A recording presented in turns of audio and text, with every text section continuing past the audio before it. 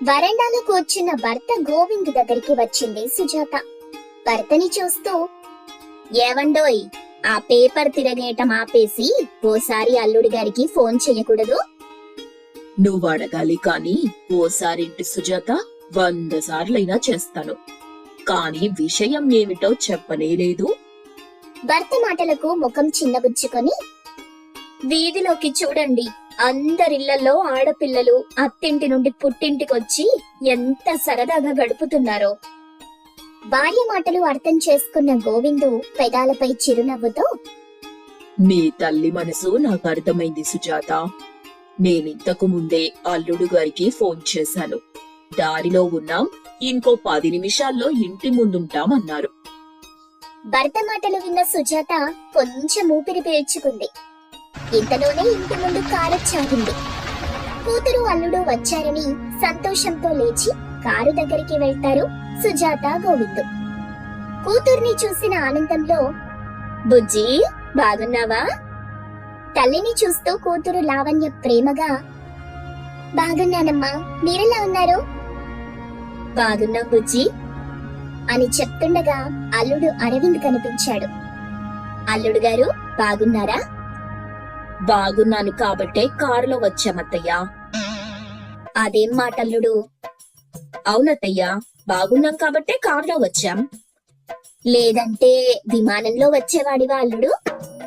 అప్పుడు అరవింద్ నవ్వుతూ, లేదత్తయ్యా, ఆర్టీసీ బస్సులో వచ్చేవాడిని ఫ్రీగా. ఎందుకల్లుడు? నాకు ఆరోగ్యం బాగోలేక హాస్పిటల్ కి వెళ్తే నా ఇంటికి కన్నం పడకుండానే ఇంట్లో డబ్బంతా మాయమయ్యేది. అప్పుడు ఇంట్లో డబ్బులు పోయేనే, జేబులు ఖాళీ అయ్యనే. ఫ్రీగా బస్సులో పోదామంటూ రాణి సంగీతాన్ని పాడుకుంటూ వచ్చేవాడిని. ఇంతలో గోవింద్ కలగజేసుకొని, అల్లుడు గారు భలే తమాషా వారే. ఇంట్లో మీలాంటి వారు ఒక్కరుంటే చాలనుకోండి, ఆ ఇల్లంతా నవ్వులతో నిండిపోతుంది. అప్పుడు నేను బయట దోమలు కొడుతూ పడుకోవాలా మావయ్య? అయ్యో అల్లుడు, నేనలా అనలేదు. నేను సరదాగానే అన్నానులేండి మావయ్య. అయ్యో అల్లుడు, నేను లేచి చాలా సేపు అయింది. మరి ఇంకా ఇక్కడే ఉన్నారే, పదండి లోపలికి. లావణ్య, అరవింద్, గోవింద్ ముగ్గురు వచ్చి హాల్లో ఉన్న సోఫాలో కూర్చుంటారు. అల్లుడు గారు మంచినీళ్లు తాగుతారా? మంచినీళ్లు వద్దు, మసాలా కారం కలిపి మరగబెట్టిన వేడి నీళ్లుంటే తీసుకురండత్తయ్యా. కాలుతున్న నీళ్లు కడుపులో పోసుకొని కడుపు చల్లార్చుకుంటాను అన్నాడు వెటకరంగా. అల్లుడి మాటలు విన్న అత్త తనలో తనే ఇలా అనుకుంటుంది, మంచినీళ్లు తాగుతావా అల్లుడా అంటే ఇలా మాట్లాడుతున్నాడేంటి? ఇలాంటి వాడితో నా కూతురు ఎలా ఉంటుందో ఏంటో, అమ్మాయిని అడిగి తెలుసుకోవాలి. సుజాత మౌనంగా ఉండటం గమనించిన తన భర్త, బెల్లం కొట్టిన రాయిలాగా అలా నిలబడ్డావేంటి సుజాత? వెళ్ళి అల్లుడు గారికి మంచినీళ్లు తీసుకురా. అబ్బాయి ఏదో సరదాగా అన్నాడు, వెళ్ళు సుజాత. సుజాత తల ఊపుతూ వంటగదిలోకి వెళ్ళింది. కొద్దిసేపటి తరువాత మంచినీళ్ల బాటిల్ తెచ్చి అల్లుడికిస్తుంది. అరవింద్ బాటిల్ పక్కన పెట్టి మామగారితో మాట్లాడుతుంటాడు. లావణ్య తల్లితో కలిసి వంటగదిలోకి వెళ్తుంది. మావయ్య, సంక్రాంతి పండుగ వాతావరణం లేదేంటి? వాకిట్లో ముగ్గులు లేవు, వాటిలో గొప్పెమ్మలు లేవు, పిండి వంటల వాసనే లేదు. అసలు పండుగలాగా లేదు. బాబు, పండుగ రేపు కదా, అందుకే ఈ రోజు పండుగ వాతావరణం ఏవీ కనిపించట్లేదు. ఇక్కడ వంటింట్లో అల్లుడి వాలకం చూస్తుంటే నువ్వతనితో సంతోషంగా లేవేమో అనిపిస్తుంది. మంచినీళ్లు తాగుతావా అల్లుడా అంటే ఏదేదో మాట్లాడతాడేంటా అబ్బాయి? అమ్మా, ఆయన కొంచెం సరదా మనిషి, రైటర్ కదా, అలా తమాషాగా మాట్లాడుతుంటారు. అంతేకాని చెడ్డవాడు కాదమ్మా, నన్నెంతో బాగా చూసుకుంటాడు. మేం బాధపడతామని నువ్వు అబద్ధం చెప్తున్నావు కదా? అరే లేదమ్మా, నిజమే చెప్తున్నా. నేనేడిస్తే కోపం వస్తుంది అతనికి, కానీ నాకు చిన్న గాయమైనా అతని మనసు అల్లాడిపోతుంది. మిమ్మల్ని మర్చిపోయేంతగా ప్రేమగా చూసుకోకపోవచ్చు, కానీ అతను నా కోసం చేసే ప్రతి పనిలో నిన్ను నాన్నని గుర్తు చేస్తాడు. తనతో చాలా సంతోషంగా ఉన్నాను. కూతురు చెప్పేది వినకుండా, లేదమ్మా, అల్లుడి గారి మీద నాకు ఆ నమ్మకం లేదు. ఈ పండుగ అయ్యేలోపు అతను ఎలాంటి వాడో తేల్చుకుంటాను. అమ్మా. అప్పటికే చీకటి కావడంతో అబ్బో, చీకటి పడింది. మధ్యాహ్నం పిండి తడిపి పెట్టాను. కూతురొచ్చిన సంబరంలో పడి ఆ పిండి సంగతే మర్చిపోయాను. ఈ పిండి వంటలు ఇప్పుడే చెయ్యాలి.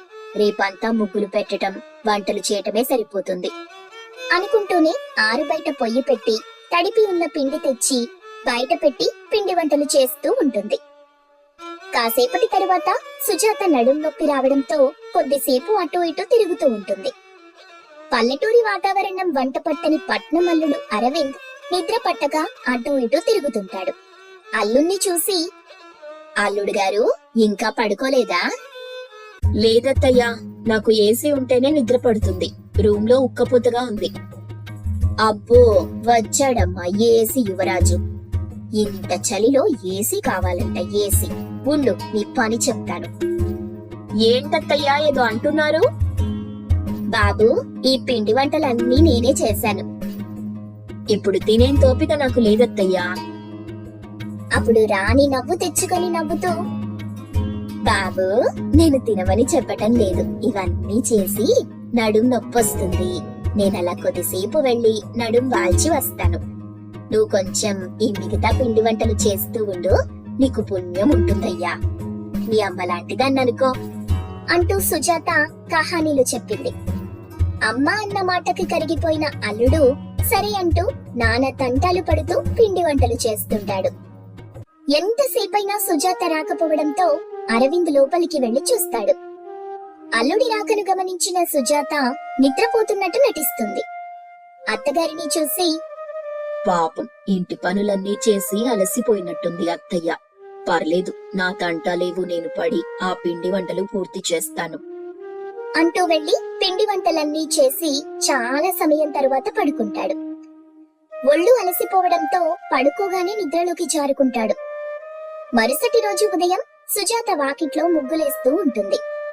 అటుగా అరవింద్ జాగింగ్ కి వెళ్ళొస్తుంటాడు. అరవింద్ని చూసి, అల్లుడు ఏమో అనుకున్నాను, ఓర్పు గలవాడే. రాత్రి అన్ని పిండి వంటలు చేశాడు. నిజంగా నేను అల్లుడిని అపార్థం చేసుకున్నానా? ఈ ఒక్కసారి పరీక్ష పెడతా అనుకుంటూ కొంచెం ముగ్గు పక్కకు పోసి కింద పడిపోయినట్టు నటిస్తుంది. అప్పుడే అక్కడికొచ్చిన అరవింద్ సుజాతని చూసి కంగారుగా, అత్తయ్యా, ఏమైంది? పైకి లేవండి అంటూ చేతిని అందిస్తూ అత్తగారు పైకి లేవడానికి సాయం చేస్తాడు. పైకి లేచిన సుజాత అమ్మా అయ్యా అంటూ, బాబు, ఇక్కడ నీళ్లున్నాయి, చూసుకోలేదు, కింద పడిపోయాను బాబు. అమ్మా. అయ్యో అత్తయ్యా, ఇలా రండి, ఇక్కడ కూర్చోండి అంటూ పక్కనే ఉన్న అరుగుపై కూర్చోబెట్టి, అత్తయ్యా, మీరిక్కడే కూర్చోండి, నేను వెళ్లి లావణ్యని తీసుకొస్తాను. అప్పుడు కంగారుగా, అయ్యో బాబు, అమ్మాయి నిద్రపోతుంది. తనకి ఒంట్లో కూడా బాగోలేదు. ఈ చలిలో తనని నిద్రలేపి ఇబ్బంది పెట్టడం వద్దు బాబు. అవునత్తయ్యా, మీరు చెప్పింది రైట్. పదండి, ఇంట్లోకి వెళ్దాం. లేదు బాబు, వాకిట్లో ముగ్గు వెయ్యాలి. ఈ రోజు పండుగ కదా. అందరి వాకిట్లో సిరిమల్లె పువ్వులలాగా రంగుల ముగ్గులతో నిండిపోతాయి. మనింటి ముందు బోసిగా ఉంటుంది. మీరు వెళ్ళండి బాబు, నేను ఈ ముగ్గు వేసొస్తాను. అరవింద్ ఎంత చెప్పినా సుజాత వినకపోవడంతో, అత్తయ్య, మీరేమీ అనుకోనంటే ఈ ముగ్గు నేను వెయ్యొచ్చా? ఏంటి బాబు, నువ్వు ముగ్గు వేస్తావా? నేను పుట్టి పెరిగింది సిటీలో అయినా నేను అమ్మ చెట్టు కొడుకుని అత్తయ్యా. నేనిలా పండగలప్పుడు అమ్మతో కలిసి ముగ్గులు వేసేవాణ్ణి. ఇప్పుడు మా అమ్మ లేదు, కానీ ఇప్పుడు ఈ అమ్మ కోసం ముగ్గేస్తాను. ఇలా ఇవ్వండి అంటూ అరవింద్ ముగ్గు తీసుకుని వేస్తూ ఉండగా సుజాత కంట్లో నుండి నీళ్లొచ్చాయి. నేనేంటి ఇలా ఏడుస్తున్నాను? నా ఇంటికి అల్లుడొచ్చాడనుకున్నాను, కానీ కొడుకొచ్చాడని ఇప్పుడే తెలుసుకున్నాను.